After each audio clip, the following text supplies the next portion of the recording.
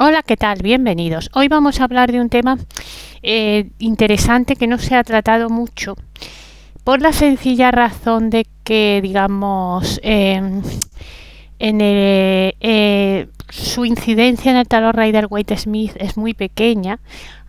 Una de las cosas que vamos a ver en el vídeo es por qué, y a petición de mi amigo Raúl vamos a verlo. Él me sugirió el tema, de mi amigo y colega Raúl, que es la simbología egipcia en el tarot Rider-Waite-Smith. Porque, aunque como ya hemos comentado en infinidad de vídeos anteriores, probablemente, casi seguro, el tarot no proviene del antiguo Egipto, todos los tarots prácticamente a partir del siglo XVIII o XIX encierran simbología egipcia. ¿Por qué? Porque en esta época es cuando aparece la idea de que el tarot es el libro de Thoth que proviene de Egipto. Y ya que estamos, ¿de dónde proviene esa idea? Pues esa idea proviene del fenómeno que durante los siglos XVIII y XIX y principios del XX arrasó por toda Europa, que es la egiptomanía. La egiptomanía es un fenómeno que surge, la pasión por todo lo egipcio, cuando Napoleón entra en Egipto, conquista Egipto y digamos que se empieza a traer piezas artísticas y piezas arqueológicas de Egipto y pone a sus sabios a trabajar descifrando las simbologías de Egipto, lo cual llevará al descubrimiento, por ejemplo, de la famosa piedra Rosetta, que hoy día está en el Museo Británico. Ya llegaremos a lo del Museo Británico también, y que ayuda a traducir los jeroglíficos, que el sabio Champollion los traduce, y ahí empieza un gran conocimiento de la cultura egipcia. Pues antes de la piedra Rosetta y antes de que ya se empezara a penetrar la sabiduría y a descifrar los jeroglíficos egipcios, ya había gente que empezaba, como Kurt de Gevelin, por ejemplo, que empezaba a atribuirle al tarot, digamos, la procedencia egipcia, a decir que era el libro de Thoth, etcétera, etcétera, y que transmitía saberes que los sabios egipcios habían tenido que proteger, digamos, de los invasores que entraban en Egipto y querían eliminarlo. Todo esto no tiene ningún fundamento. O sea, ni sabemos exactamente de qué invasores querían, aunque Egipto tuvo invasores ciertamente, pero de qué invasores querían proteger los sabios egipcios, eso, qué sabiduría era y por qué. Hombre, esta idea no era nueva. Pero, ya en la antigua Grecia, hablamos de la Grecia antes de Cristo, ya había la idea de que los egipcios eran los guardianes de la sabiduría hermética, que en realidad no era de ellos, y que los griegos se la atribuyeron hasta el punto de que nos llegaron en griego los textos herméticos de Hermes Trismegistus, atribuidos a Hermes Trismegistus en griego, pero y se atribuían a Hermes Trismegistus, que era un sabio o dios o profeta, llamadlo X, que provenía del antiguo Egipto. O sea, esto ya los griegos lo creían. Y Platón narra muchas fábulas e historias que atribuye a los egipcios, es decir, los griegos ya creían que los egipcios eran guardianes de una sabiduría, que ellos tenían su sabiduría y su filosofía y su todo, pero no era esa. Y eso es un poco lo que hacen los esoteristas del siglo XIX-XX, atribuyendo 18, 19, 20, atribuyendo estos conocimientos y esta sabiduría del tarot y toda la imaginería del tarot a los egipcios. Luego a esta egiptomanía se suman los ingleses cuando los arqueólogos británicos empiezan a excavar en el siglo XIX en Egipto y a traerse de forma un poquito bastante arbitraria e ilegal. Bueno, lo de Napoleón tampoco es que fuera muy legal, pero es que los ingleses no tenían ni jurisdicción allí. O sea, nada. Y empezaron a traerse tesoros que, como todos sabemos, están en el Museo Británico. Esto culminó a principios del siglo XX con el descubrimiento de la tumba de Tutankamón. Y esa egiptomanía se transmitió a Inglaterra ¿m? Y tanto a sus sociedades secretas y espirituales, como por ejemplo la Golden Dawn, donde surgirá el tarot Rider-Waite Smith. O sea, y la Golden Dawn tenía rituales de iniciación, templos como el de Isis Urania, digamos, de todo tipo de cosas con nombres y atributos del Antiguo Egipto. Por tanto, estamos hablando de que la idea de que Egipto era la fuente de sabiduría por excelencia estaba detrás del tema de atribuirle el tarot al Antiguo Egipto, y todos los tarots que surgen en estos años, el Teila, por ejemplo, y otros tarots llevan simbología egipcia. Eso luego bajará y en los años 70 y 80 volverá a resurgir con la famosa nueva era. Otra vez el boom de los tarots egipcios, como el de Kier, famoso. En fin, eso fue en los 70 a los 80. Es una idea que se va rescatando en el tiempo y que no tiene base. Para empezar, los antiguos egipcios no tenían naipes. Pensemos que ellos usaban papiro. El papel es un invento de la China. Los egipcios usaban papiro, que no era el más adecuado para hacer cartas. Y en las tumbas, hombre, sí, las barajas no se hubieran preservado mucho porque, en fin, porque no es una cosa que aguante el paso del tiempo. Pero de todas maneras no hemos encontrado ni resquicios, ni menciones, ni dibujos, ni nada que represente las cartas del tarot. Sí, habiendo encontrado restos de juegos de mesa como el Senet, que también se relaciona con el origen del tarot, y el Senet es un juego de mesa con piezas, más parecido al ajedrez que otra cosa. Y aunque una de las teorías del tarot es que proviene del ajedrez, pues no tiene mucho que ver el Senet con el ajedrez, ni con el tarot, ni con nada. O sea, no tenemos ninguna prueba. Alguien ya en estas épocas, en el siglo XIX-XX, intentó salvar ese problema diciendo que no, que es que el tarot eran las imágenes, los arcanos mayores del tarot eran unas láminas que se ponían en los templos para los iniciados, y que alguien más adelante en el tiempo pues copió esas láminas cuando surgieron los naipes, y así no, tampoco hemos encontrado esas láminas ni referencias a ellas en ningún texto. Entonces no tenemos ninguna prueba de que el tarot provenga de Egipto. Lo que sí proviene de Egipto, pero no del Egipto de los faraones, sino del de los mamelucos, es los arcanos menores, los naipes de jugar. Eso sí provienen, más o menos está demostrado, también hay gente que piensa que no, pero más o menos está demostrado, que los naipes de jugar con sus bastos, oros, espadas y copas, la baraja española, la baraja italiana, la baraja alemana, que es diferente con bellotas y tal, pero viene de ahí, en fin, que eso proviene del Egipto mameluco, que lejos de ser el Egipto de los faraones de milenios antes de Cristo, es del siglo XIII-XIV antes de Cristo, del siglo XIII-XIV después de Cristo. Ahí es donde esas barajas además llegan a nosotros por medio de los europeos que comerciaban con los mamelucos, que se acostumbran a jugar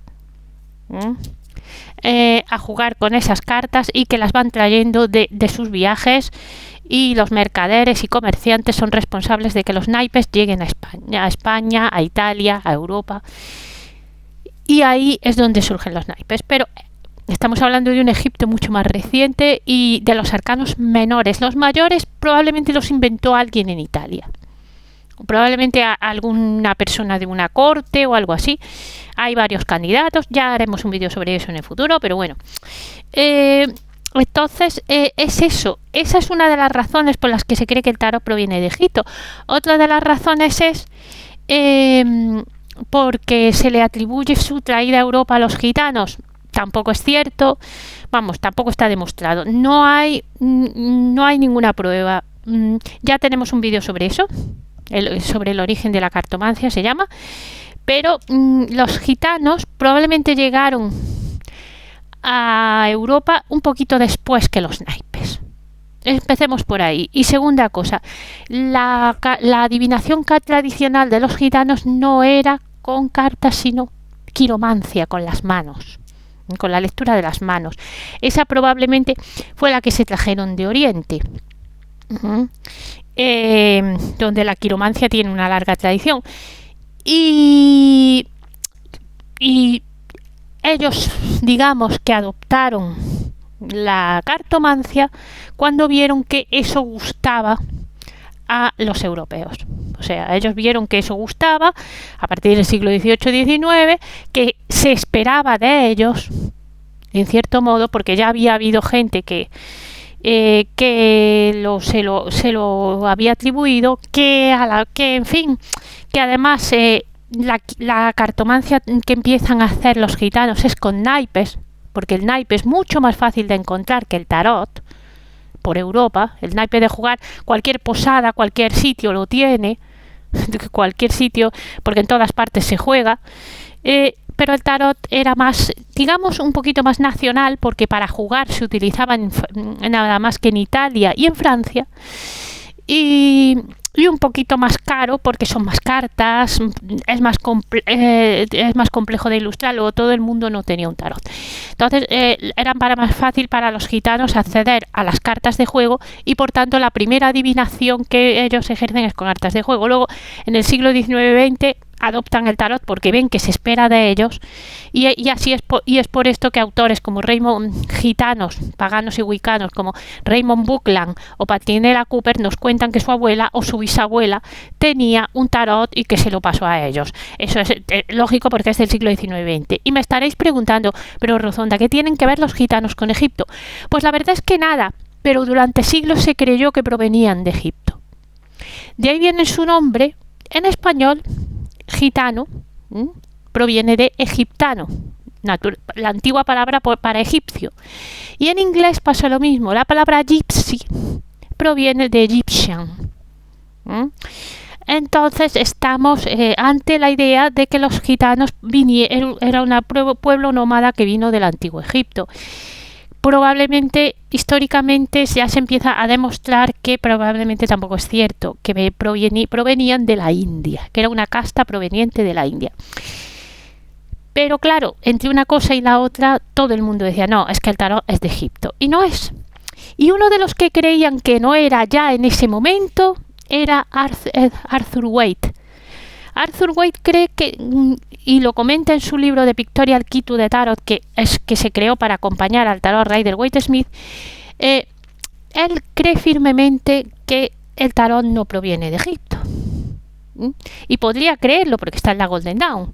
La Golden Dawn es una orden que ya lo hemos dicho, todos sus rituales incluyen nombres y aspectos de la cultura egipcia. Pero él no lo cree, él cree lo que históricamente probablemente es más cierto, que proviene de Italia, del siglo XIV-XV. Y entonces, por eso la simbología en el Rider-Waite-Smith está reducida a la mínima expresión. Recordemos que esta no es la tendencia cuando él crea este tarot. Aleister Crowley llama su tarot el tarot de Thoth. Él sí está convencido de que el tarot es el libro de Thoth. Esa es una de las miles de cosas en las que Arthur Waite y Aleister Crowley no estaban de acuerdo. Básicamente no estaban de acuerdo en nada, no se podían ni ver. Y Aleister Crowley, salvando el arte de Pamela, que sí le gustaba, menospreciaba el tarot de Waite. Pero bueno. Y como Arthur Waite no tenía esta creencia, eso es uno de los motivos por los que probablemente Pamela reduce la simbología egipcia a la mínima expresión. Y es mucho más abundante, por ejemplo, la simbología cristiana o bíblica, ya que Arthur Waite se consideraba cristiano y Pamela Colman estaba muy, digamos, allegada a la cultura cristiana, se convertirá al catolicismo al final de su vida, en fin. Es más fácil encontrar símbolos cristianos que símbolos egipcios en el tarot Rider-Waite, pero sin embargo los hay. Y ahora sí, ya me he enrollado mucho y os muestro esos símbolos. Empezamos con la carta que tiene más símbolos, que es la rueda de la fortuna. La rueda de la fortuna tiene, los tres personajes que tiene son personajes greco-egipcios. Recordemos que la cultura griega y egipcia se fusionan mucho en Egipto a partir de que Alejandro Magno conquista Egipto y funda Alejandría. Ahí la cultura greco-egipcia se funde y los dioses egipcios y los griegos, que por sus atributos podían ser identificables, luego pasó lo mismo con los dioses griegos y los romanos, pues se fusionan muchas veces. Y aquí Pamela nos pone estos dioses greco-egipcios. También aquí hay ecos del hermetismo que hablábamos antes. Tenemos a Tifonset, un dios malvado en forma de serpiente, un dios de maldad y de oscuridad. A Hermanubis, fusión de Hermes y de Anubis, un dios psicopompo, guía de las almas. Y en lo alto a la esfinge, que no es un dios, es una figura más bien mitológica, que es un símbolo de poder, porque como veis en la miniatura, los faraones, con esas estatuas inmensas que hay en los desiertos, tendían a representarse como esfinges. Era un símbolo de un animal mitológico, mitad persona, mitad gato, mitad persona, mitad león, como queráis. Era un ser que, digamos, representaba tanto el poder, por eso los faraones se representaban como esfinges, como la sabiduría y el conocimiento, ya que la esfinge, como en la historia de Edipo, planteaba enigmas a los que pasaban. Y eso sería, digamos, la representación en la rueda de la fortuna. En el carro volvemos a encontrar esfinges, una blanca y una negra. Es muy curioso el hecho de que Pamela sustituya a las esfinges, a los caballos, por esfinges. Hay varias cosas curiosas aquí. Primera cosa, las esfinges no tienen riendas, o sea, digamos que parece que el dueño del carro, el auriga del carro, las lleva con su voluntad. Y segunda cosa, una es blanca y otra es negra, remitiéndonos al mito de Platón del auriga, que representaba el control de los impulsos más puros y de los impulsos más bajos del ser humano, de controlarlos, el mito del auriga, muy conocido, a ambos, y llevarlos a la vez para que uno no tire del otro. Y esta representación la hace Pamela en vez de con caballos, con esfinges. Eso representa, es un símbolo también de poder y de sabiduría. Aquí tenemos otro muy pequeñito, está aquí, que es este pajarito. Este pajarito casi seguro es un ibis. El ibis es un pájaro al que los egipcios tenían en especial estimación, porque consideraban que era un pájaro sabio, cercano a los dioses, por el mero hecho de que era un pájaro que se practicaba, digamos, la lavativa a sí mismo. Es decir, él se limpiaba su aparato excretor con su pico muy largo, él mismo a sí mismo. Eso fascinaba a los egipcios y le consideraban un pájaro muy inteligente y que estaba cercano a los dioses. En la carta de la estrella tradicional, como la del Marsella, el pajarito es un cuervo. El cuervo también se consideraba muchas veces mensajero de los dioses y cercano a los dioses, porque el cuervo sabe hablar. El cuervo puede hablar y reproducir sonidos. Entonces, digamos que Pamela le da un toque más egipcio, digamos, al cambiarlo, porque la estrella es una carta que además se solía identificar mucho con Egipto.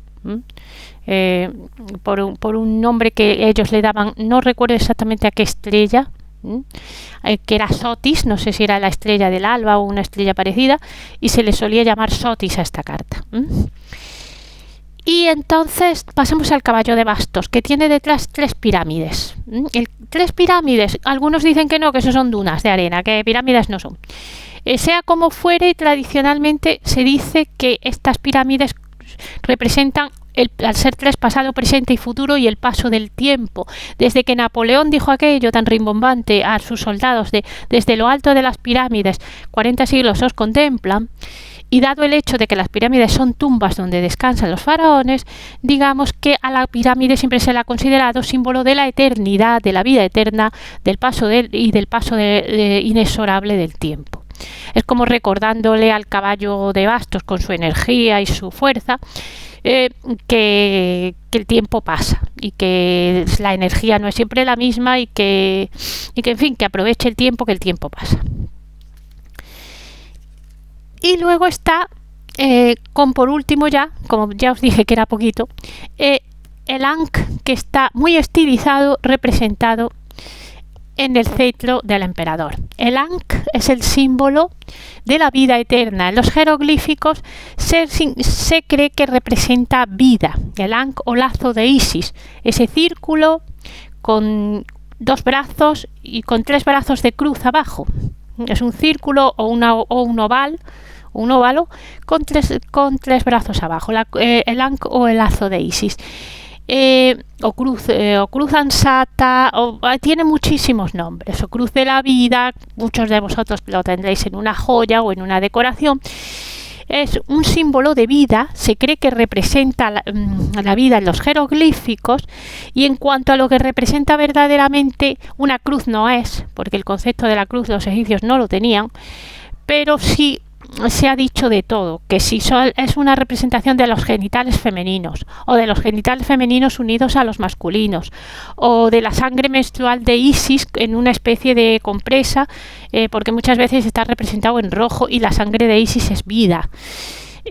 Bueno, montones y montones de teorías con respecto a por qué la vida se representa con ese lazo, pero es un símbolo de vida, sobre todo de vida eterna, y es un atributo de poder porque los faraones lo llevaban junto con el lábaro y el cayado, el látigo y el cayado, que eran los símbolos de su poder, que lo llevaban así, los habréis visto en muchas representaciones.